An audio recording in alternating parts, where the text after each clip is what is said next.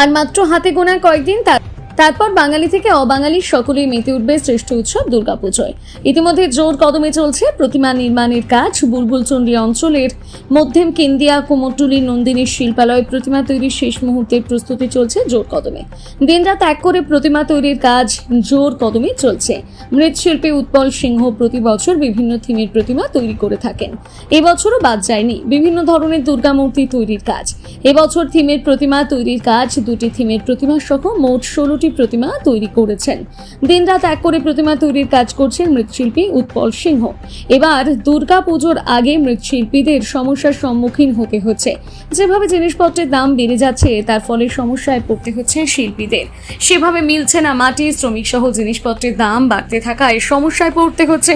উৎপল সিংহ বলেন, রাজ্য সরকার বিভিন্ন ভাতা প্রকল্পের চালু করেছে। পুরোহিত থেকে শিল্পী সকলেই পাচ্ছেন ভাতা। মুখ্যমন্ত্রীর কাছে আবেদন জানাই, গান বাজনার সাথে যুক্ত থাকা মানুষজন শিল্পী ভাতা থাকলেও আমাদের কোনো ভাতা নেই। নিজের উপার্জনের উপর সংসার চালাতে হয়। শিল্পীদের একদিন অসুস্থ বা অ্যাক্সিডেন্ট হয়ে পড়ে থাকলে দেখার কেউ নেই। মুখ্যমন্ত্রীর কাছে আবেদন, আমাদের মৃৎশিল্পীদের অনেকের জীবন বাঁচবে। শিল্পীদের শরীর যতদিন শক্তি টিকে থেকে কাজ করতে পারে, অসুস্থ হয়ে পড়লে তাকে দেখার মতন আর কেউ থাকে না।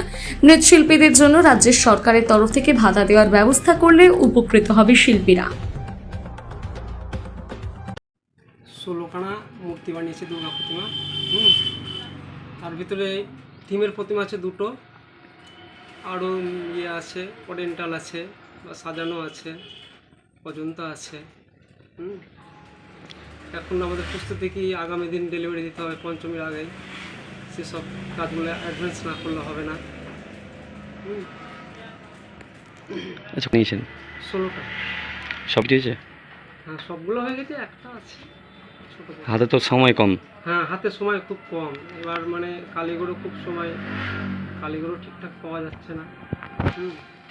আছে মোটামুটি যে হারে জিনিসের দাম বেড়েছে, প্লাস কালীগড়ের খরচা, মুখ্যমন্ত্রী টাকা দিচ্ছে, ক্লাব এসে বলছে আমাদের বাজেট অত নেই। এই তো এসবভাবে এখন কর্ম করতে হবে, করছি। হচ্ছে এবার খরচা মানে ভালোই হয়। হ্যাঁ, লাভের পরিমাণ মানে খাটনি হিসাবে খরচা হিসাবে লাভের পরিমাণটা খুব কম। আমাদের দিদি সবাইকে দেখছে, আমাদেরকে দেখলে একটু ভালো হতো। কিভাবে দেখছে, মানে কি বলতে চাইছে? যারা গায়ক শিল্পী ওদের ভাতা করে দিয়েছে, ব্রাহ্মণদের ভাতা করে দিয়েছে, আমাদের একটু যদি দিদি একটু দেখতো ভালো হতো। মানে আমাদের হাত পায়ের উপরে তো আমাদের কোনো অ্যাক্সিডেন্ট হয়ে গেলে কিনা বাড়ির তো আর কেউ যে রানিং রাখবে সেটা তো কোনো মানে রাস্তায় হচ্ছে না। পাশে যেমন একটা শিল্পী পা ভেঙে যে ওর কাকাটা মানে যা হয়। এখন কি চাইছেন আপনারা? ভাতাটা দাগালা করে দিলে মানে ভালোই হতো। অংশটা মানে খরচা হিসেবে লাভের মানে আমাদের দুর্গা প্রতিমা মানে করতে হচ্ছে। না করলে হবে না। দিদি টাকা দিচ্ছে, যতগুলো ছেলে পেলে খাটছে ওদেরও তো সংসার আছে কিনা, একটা কারখানা থেকে। আপনার নাম? মৃৎশিল্পী উৎপল সিংহ। বাড়ি? বাড়ি হচ্ছে মধ্যম কেন্দুয়া।